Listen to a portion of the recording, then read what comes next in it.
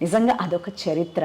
పాదయాత్ర అంటే రాత్రిళ్ళు క్యారవాన్స్లో నుంచి పక్క ఊళ్ళోకి వెళ్ళిపోవటం, నైట్ వాకులు చేయడం, అర్ధరాత్రి 2 గంటలకి నిద్రపోయే వాళ్ళని లేపి నేను నాయకుడిని చెప్పుకోవడం, ఈ రకమైనటువంటి వ్యవహార శైలి ఆయన చేయలేదు. నిజంగా పాదయాత్ర, నిజంగా ప్రజల వద్దకు వెళ్ళి వాళ్ళ కష్టాలు తెలుసుకుని, ఎందుకంటేనండి ఎవరికైనా 5 years పీరియడ్ అనేది నాట్ ఏ సఫిషియంట్. అందుకే మన చంద్రబాబు నాయుడు గారు 24 గంటలు 20 సంవత్సరాల పరిస్థితిని మాట్లాడుతూ ఉంటాడు. అంత ఎందుకంటే ఆ పీరియడ్ అనేది it is the sufficient period to prove any government కదా. సో దాన్ని బట్టి నేనేమనుకుంటున్నానంటే ఖచ్చితంగా జగన్మోహన్ రెడ్డి గారికి మళ్ళీ రెండోసారి పట్టం కట్టడానికి ఆంధ్ర రాష్ట్ర ప్రజలందరూ రెడీగా ఉన్నారు. ఎందుకంటే వాస్తవాలు తెలుసుకుంటున్నారు. నిజంగా చిందులేసే పార్టీలేంటి, కుప్పిగంతులేస్తున్న పార్టీలేంటి, అన్యాయంగా జగన్మోహన్ రెడ్డి గారిని ఇబ్బందులు పెడుతున్న పార్టీలేంటి, జగన్మోహన్ రెడ్డి గారు ఎంత బాగున్నారు. అంతెందుకండి, నిన్నగాక మొన్న పప్పు గారు చాలా బాగా చెప్పలేదండి, పెత్తందారీ వ్యవస్థకి జగన్మోహన్ రెడ్డి గారికి లోకేష్ సార్ ఊరుకోండి, ఆయన పేరుంది కదా లోకేష్ అని. అయ్యో దేనికి లోకేష్ అండి, గూగుల్లో కొడితే పప్పు వస్తుందని ఇంకా మీరు పప్పు అని పిలిచేస్తారేంటి?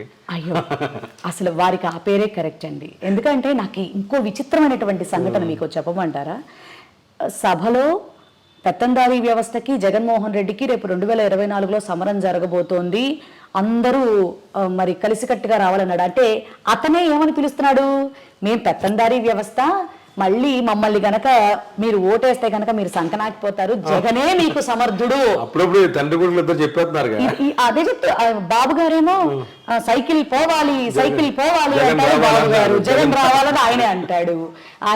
సో ఎవరి నోటంబడైనా సరే జగన్నామస్మరణ అనేది ఖచ్చితంగా జరుగుతున్నటువంటి విషయం అండి. ఆయన్ని ఎదుర్కోవాలంటే చాలా గట్స్ కావాలి. అంటే మధ్యన పవన్ కళ్యాణ్ మీటింగ్ లో కూడాను 2-3 వ్యాఖ్యలు చెప్పారు. అంటే అది కాపు సామాజిక వర్గం వాళ్ళు చాలా ఇబ్బందిగా ఫీల్ అవుతున్నారు, మీరంతా కోవట్లుగా నేను భావిస్తాను, జగన్ గారు మనుషులుగా నేను భావిస్తున్నాను అని చెప్పారు. నిన్న రీసెంట్గా 10 సంవత్సరాల పాటు మనం టీడీపీతో కలిసి ప్రయాణం చేస్తాం అంటే ఆయన ఫిక్స్ అయిపోయినట్టున్నారు, ప్రతిపక్షంలో ఉండాలని. ఆయన ప్యాకేజీ ఫిక్స్ అయింది. అంతేనా? ప్యాకేజీ ఫిక్స్ అయింది.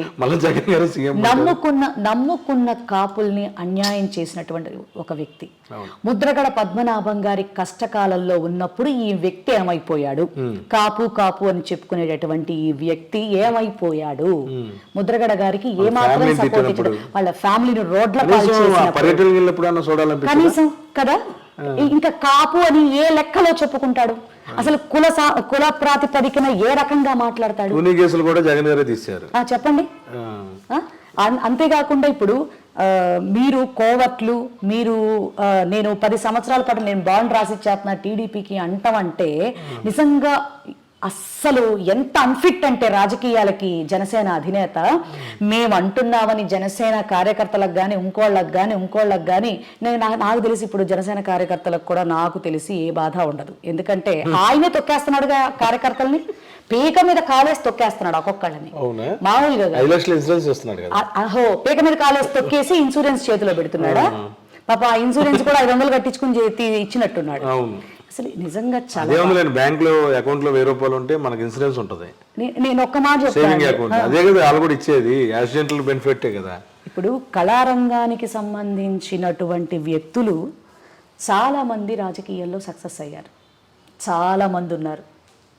పేర్లు ఇప్పుడు వరుస పెట్టి చెప్పాలంటే దాసరి నారాయణరావు గారు, మురళీమోహన్ గారు, కృష్ణరాజు గారు, బాబు మోహన్ గారు, కృష్ణ గారు, జయసుధ గారు, జయప్రద గారు, రీసెంట్లీ నవనీత్ కౌర్ గారు, ఇట్లా ఎంత వాట్ ఎవర్ అండి ఒక ప్రస్థానం నేను చెప్పేది.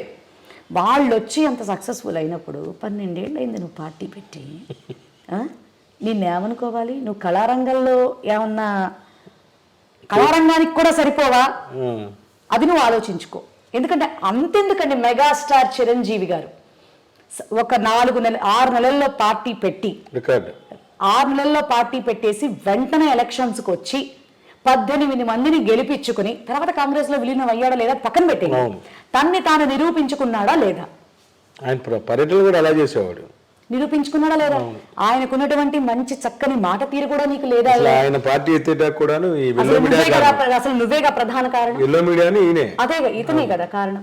మళ్ళీ ఈయన పార్టీ విలువల గురించి విశ్వసనీయతల గురించి మాట్లాడుతూ ఉంటాడు. అసలు జనసేన కార్యకర్తలందరూ కూడా తిరుగుబాటు చేయాలని నేను మనవి చేస్తా ఉన్నా. ఏ పార్టీకైనా కూడా కార్యకర్తలు ఎంత వరమండి. ఇప్పుడు నేను ఇంకోటి పాదాల దగ్గర నా పార్టీని నేను తాకట్టు పెట్టేస్తున్నాను, మీరందరూ ఊడిగం చేయండి రా బాబు అని చెప్పడమేగా. ఏ ధైర్యంతో చెప్తాడు ఆయన? మళ్ళీ ఈ తప్పులన్నీ వేలెత్తి చూపిస్తే కోవర్ట్లు అది ఇది అని మాట్లాడి మీరు వెళ్ళిపోండి, డబ్బులు పోగొట్టుకునేది వాళ్ళు, దండాలు కట్టేది వాళ్ళు, ప్యాకేజీ ముట్టేది నీకు. ఇది ఇది ఇది కరెక్ట్. అదే చెప్తాను కదా, నేను ముద్రగడ పద్మనాభం గారికి అంత కష్టకాలంలో ఉంటే నువ్వేం చేయగలిగావు?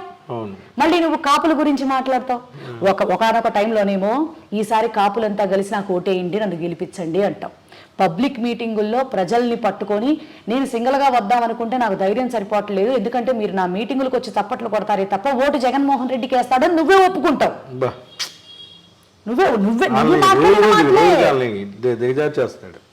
ఆయన దిగజారిపోతున్నాడు, కార్యకర్తలు దిగజారి చేస్తున్నాడు, సమాధి కట్టేస్తున్నాడు.